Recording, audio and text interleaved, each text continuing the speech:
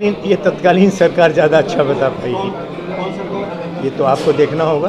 आप अगर प्रश्न कर रहे हो तो पूरी जानकारी के साथ पढ़ के।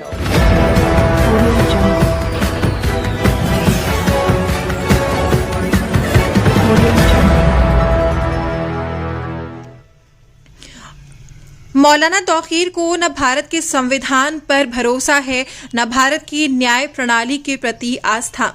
बरेली से खबर बुलंद भारत के लिए कामरान अली की रिपोर्ट। बरेली में भारतीय जनता पार्टी के राष्ट्रीय कोषाध्यक्ष राजेश अग्रवाल ने कहा है, इत्तेहाद मिल्लत काउंसिल के सुप्रीमो मौलाना तौकीर रजा का न्यायालय के प्रति अपशब्दों का प्रयोग करते हैं। भारत के प्रधानमंत्री नरेंद्र मोदी के प्रति और अपमानजनक शब्द बोलते हैं। विधि द्वारा स्थापित राज्य के मुख्यमंत्री को आपत्ति भरे शब्दों से पुकारते हैं। मौलाना तौकीर को न भारत के संविधान पर भरोसा है, न भारत की न्याय प्रणाली के प्रति आस्था। उनका उद्देश्य सिर्फ देश प्रदेश के माहौल को खराब करना व युवाओं को वरकला कर दंगे करना, लेकिन उनकी इस मानसिकता को परवान नहीं चढ़ने दिया जाएगा।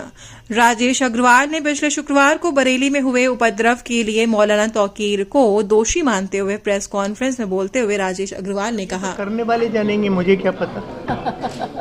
राजेश जी, प्रशासन का रोल कैसे देखते हैं? जिस तरीके से इतना भीड़ भाड़ हुई, पहले से ही कह दिया गया था कि सुरक्षा की चाक चौबंद। मुझे याद आ रहा है, इसीलिए मैंने कहा भैया एक हट जाओ पीछे। सर थोड़ा सा आ गया ये ऑडियो माइक में है, थोड़ा सा आगे। ने इतनी मोहलत दे दी कि इतनी भीड़ इकट्ठी हो गई, कैसा रोल देखते हैं प्रशासन का? मैंने अभी एक लाइन में कहा अपनी बात कि 2010 और 12 मुझे याद आ रहा है, उस समय तो कर्फ्यू लगा हुआ था और उस कर्फ्यू में इस्लामिया इंटर कॉलेज के अंदर एक 15 से 20 हज़ार लोग, आज़ाद इंटर कॉलेज के अंदर कम से कम 12-14 हज़ार 15 हज़ार लोग, देगे चढ़ गई थी, योजना बन गई थी कि रात्रि को एक पार्टी इधर से चलेगी, दूसरी इधर से चलेगी और आधी से ज़्यादा बरेली को फूंक देंगे। तब क्या हुआ था? कर्फ्यू लगा था। मैं इसको बहुत उचित नहीं मानता हूँ।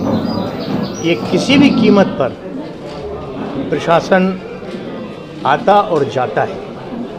मौलाना ने भी फिर से ऐलान किया है कि अगर हिंदू खिलाफ जो सामग्री मारपीट की है उसके खिलाफ कार्रवाई नहीं होगी तो फिर से धरना देंगे, फिर से गिरफ्तारी करेंगे। देखो, मैं किसी के इंडिविजुअल बयान की बात नहीं करता जब तक अपने कानों से न सुनूं और आंखों से न देखूं, लेकिन ये निश्चित रूप से कह सकता हूँ कि किसी भी कीमत को बरेली को अशांत नहीं रहने दिया जाएगा। मैंने पहले भी कहा है कि हर एक्शन का रिएक्शन होता है। मेरे यहाँ कभी भी कोई रिएक्शन नहीं दिखाई देगा। मैं चाहता हूँ कि बरेली उसी आधार पर चले, उसी धार्मिक सिद्धांतों पर चले, उसी भाईचारे को पर चले जिसमें ये दिखाई दिया। बड़ा सवाल ये है कि इतनी बड़ी भूमि का सामने धारा 144 लागू थी, not a single FIR Tauqeer Raza के प्रति नहीं है, 188 का मुकदमा भी कायम नहीं है। क्या कहेंगे, फेलियर है कि मैंने कहा है मौलाना तौकीर रजा पहले ऐलान करते हैं और फिर 15 से 20 हज़ार सड़कों पर उतर आते हैं। 15-20 हज़ार उनके कहने से नहीं आते। अगर उनके कहने से आते तो मेयर जीत जाता। उनके कहने आते थे, उनकी पार्टी का इत्तेहाद मिल्लत का जो है वो सवासद जीत रहे होते। तो क्या लग रहा है, कोई और पर्दे के पीछे सपोर्ट कर रहा है? ये तो आप लोगों का विषय है, मैं तो नहीं जानता हूँ, लेकिन मैं ये जानता हूँ कि बरेली को जो है वो धर्म से न जोड़कर धार्मिक अंधता को आड़ लेकर राजनीतिक गोटियाँ सेकना नहीं चाहिए। मौलाना तौकीर रजा ने आरोप लगाया है शब्द कहें कि आप लोग अपनी तरफ से कोई एफआईआर दर्ज कराएंगे तो शिकायत करेंगे, क्योंकि आम व्यक्ति अगर कुछ करता है तो कोई ना कोई आपका कार्यकर्ता थाने पहुंच जाता है। मैंने कहा है, ये बात मैंने अपने स्तर से अपने वरिष्ठ जनों को बता दिया।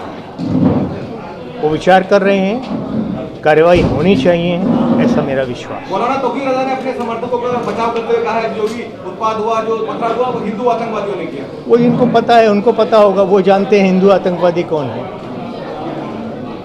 आपके ऊपर भी निशाना साधते हुए कहा है कि जो भी दंगा हुआ वो आपकी निगाह पे हुआ है। हर कहने वाले की बात को कहा नहीं जाता है, जो मर्जी ऐसा कहेगा किसको। जिला प्रशासन मौलाना तौकीर के खिलाफ कार्रवाई क्यों नहीं करता? हमेशा क्या अभी आप उनसे पूछो ना, क्यों नहीं की जा रही है? आपको पता है कि दिल्ली के अंदर अरविंद केजरीवाल और उनकी जो मंत्री हैं उन्होंने ये कहा कि भारतीय जनता पार्टी के लोग हमारी पार्टी के लोगों को खरीदने का काम कर रहे हैं। वहाँ की पुलिस ने, जो हमारी ही नहीं, उन्होंने तुरंत संज्ञान लेकर उनके खिलाफ जो है वो एफआईआर लेकर और कार्रवाई की। थॉट में कई लोग प्रकार के होते हैं। बेटा पीछे वालों को पास करो। मैं आपको एक बात और पते की बोल, मेरी बात पूरी हो जाए।